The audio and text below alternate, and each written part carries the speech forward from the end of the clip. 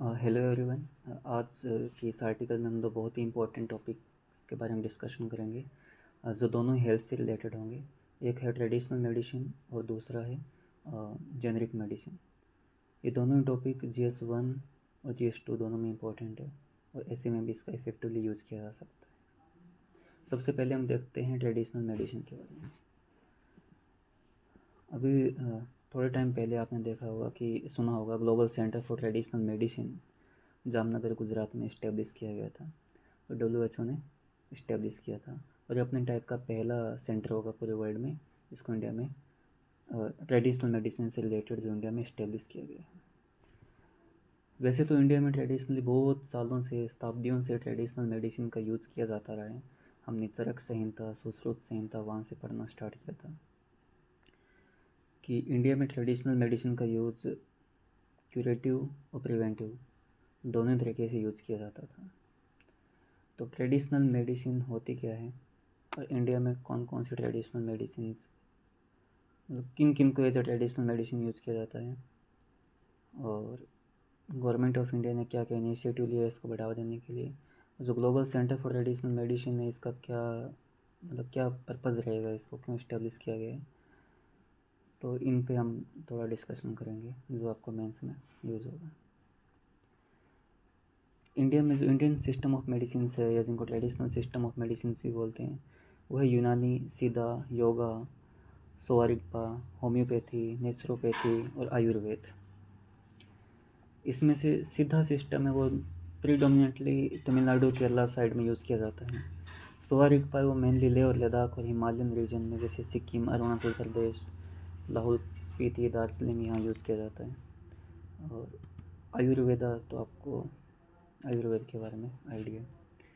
Traditional medicine जो WHO की definition है वो उनके अकॉर्डिंग ऐसा है कि traditional medicine is the total sum of knowledge, skill and practices indigenous and different culture have used over time to maintain health and prevent, diagnose and treat physical and mental illness।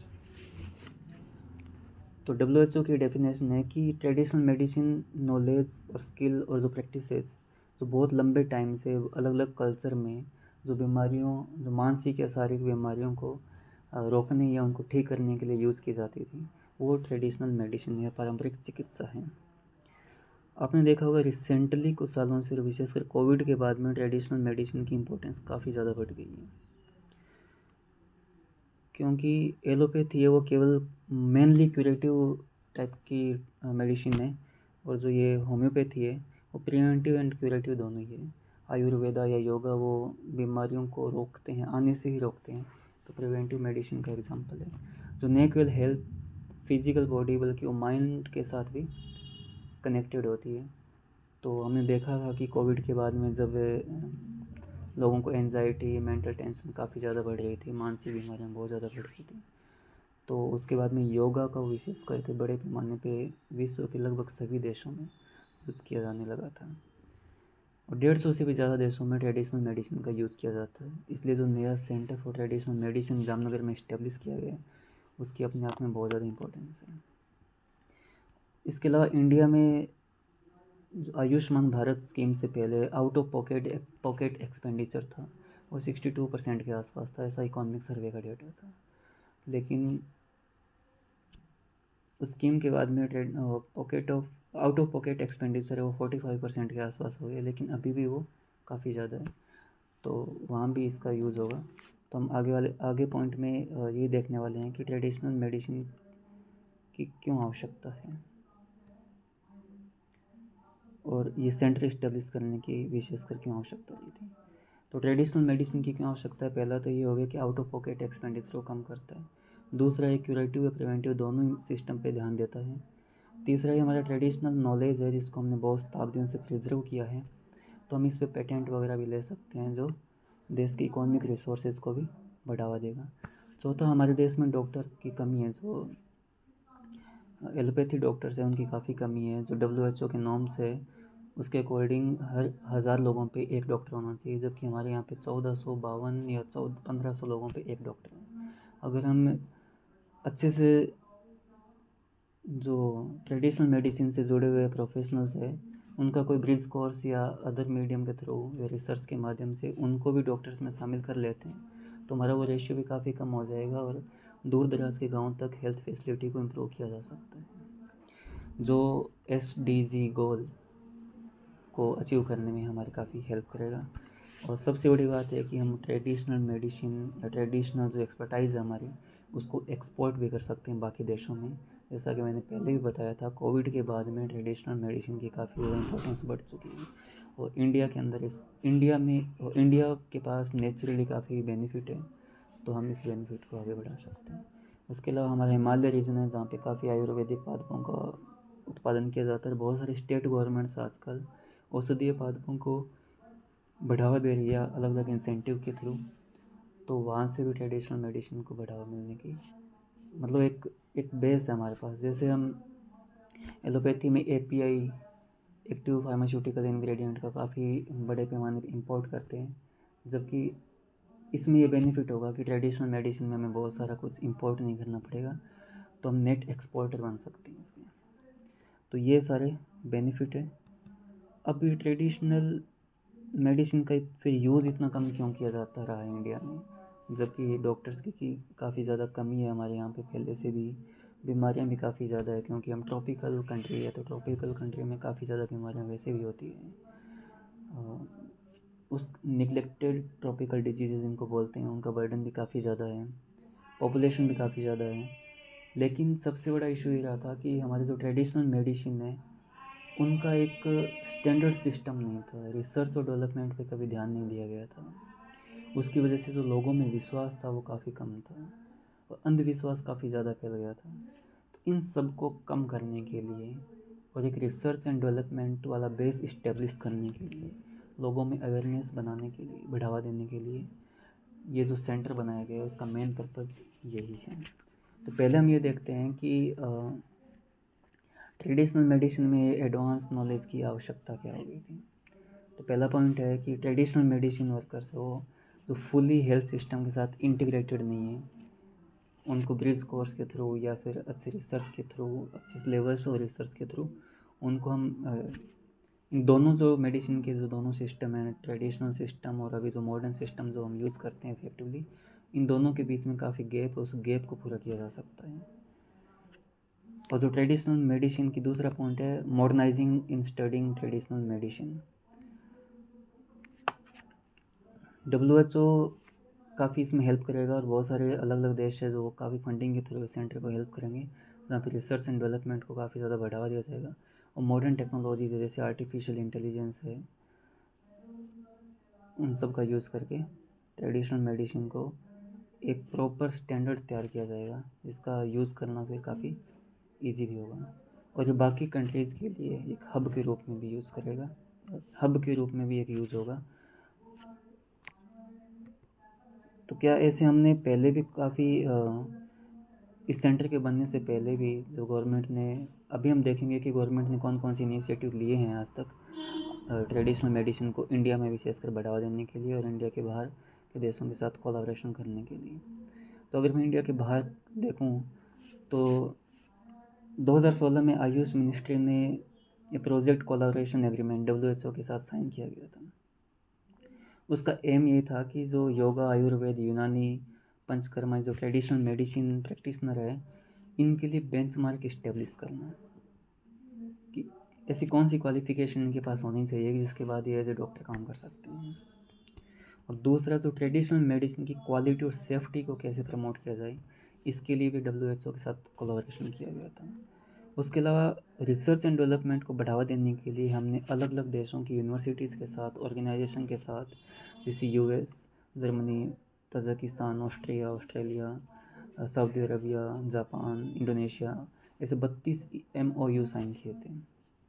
इसके अलावा एक और MOU था, वो Council of Scientific and Industrial Research और Bill and Melinda Gates Foundation ने, इन्होंने भी आपस में एक MOU साइन किया था। वो इसलिए था कि ऐसी अपॉर्चुनिटी आइडेंटिफाई करना जहाँ पे इंडिया और इंडिया के बाहर ट्रेडिशनल मेडिसिन में साइंटिफिक नॉलेज का, साइंटिफिक एंड टेक्नोलॉजिकल रिसर्च को बढ़ावा दिया जा सके। और गवर्नमेंट ने अभी कौन कौन से इनिशिएटिव इसके अलावा और लिए हैं, और वो देखते हैं अभी।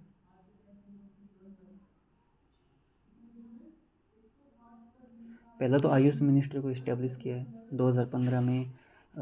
इसमें सोआ रिगपा को भी जोड़ा गया था। पहले ये हेल्थ मिनिस्ट्री के अंडर में था, 2015 के बाद में आयुष मिनिस्ट्री क्रिएट की गई थी। इसके अलावा बहुत सारे वैधानिक निकायों को, स्टेटरी रेगुलेटरी बॉडीज़ भी बनाए गए जो इसको रेगुलेट करते हैं अच्छे से। The central council of Indian medicine, the central council of homeopathy, ये 2 स्टेटरी रेगुलेटरी बॉडीज़ है जिनका काम है, पहला तो एजुकेशन के लिए मिनिमम स्टैंडर्ड को बनाना, मेडिकल क्वालिफिकेशन क्या होगी उसको रिकॉग्नाइज करने के लिए रिकमेंड करना, और तीसरा था एथिकल कोड को इस्टेब्लिश करना। कोलैबोरेटिव एफर्ट्स हमने देख लिए जो इंडिया के बाहर के देशों के साथ हमने किए हैं। टेक्नोलॉजिकल इंटरवेंशंस भी किए थे। आयुष क्लिनिकल केस रिपोजिटरी, वो इन्फॉर्मेशन जो क्लिनिकल आउटकम था आयुष प्रैक्टिशनर के द्वारा जो बड़े स्केल पे किए जाते हैं उनकी इन्फॉर्मेशन को एग्रीगेट करना, ताकि आगे उस डेटा का यूज़ करके रिसर्च और एविडेंस को बढ़ावा दिया जा सके।